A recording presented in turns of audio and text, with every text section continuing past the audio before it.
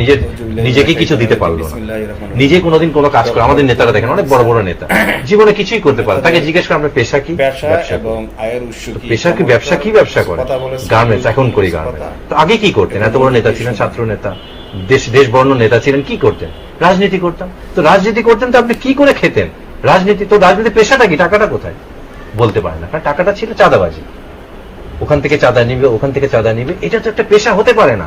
যে নিজের জীবনে ইস্টাবলিশ হতে পারলো না, সে দেশকে কিভাবে ইস্টাবলিশ করবে? নিজের বউ বাচ্চাকে নিজে ইনকাম করে খাওয়াতে পারলো না, সে দেশে 16 কোটি মানুষকে কিভাবে খাওয়াবে? দায়িত্ব কিভাবে নিবে?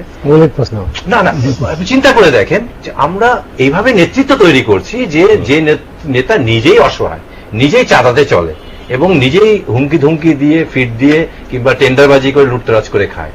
এই দিয়ে তো আপনার কাজ হবে না। কাজ হতে হবে রাষ্ট্রে যারা নিজেরা সফল, নিজেরা নিজে আত্মনির্ভরশীল হয়েছে, সে দেশকে নির্ভরশীল করতে পারবে। এই ধরনের লোকরা যখন আসবে রাজনীতিতে, আমাদের সন্তানরা, এখন তো আমাদের সন্তানদের কাছে রাজনীতিবিদ এবং রাজনীতি হচ্ছে সবচেয়ে ঘৃণিত জিনিস। তারা যথেষ্ট অপছন্দ করে তাদেরকে, এবং তারা মোটামুটি ঘৃণার চোখেই দেখে রাজনীতিকে। কিন্তু রাজনীতি তো খারাপ জিনিস না। এই দেশে অনেক বড় বড় মহান নেতাদের দ্বারা এই দেশ স্বাধীন হয়েছে। আমরা আজকে এই পর্যন্ত এসেছি রাজনীতির কারণে এসেছি, ভালো রাজনীতির কারণে। এটা এখন নষ্ট হয়ে গেছে দেখি কি আপনি আমার হাতে পছন্দ হয়েছে থেকে হাত কেটে ফেলবো, না এটা ট্রিটমেন্ট করবো? আমাদের ট্রিটমেন্টটা করতে হবে। ভালো লোকগুলা যখন আসবে একটা সময় কিন্তু পরিবর্তনটা আসবে, এবং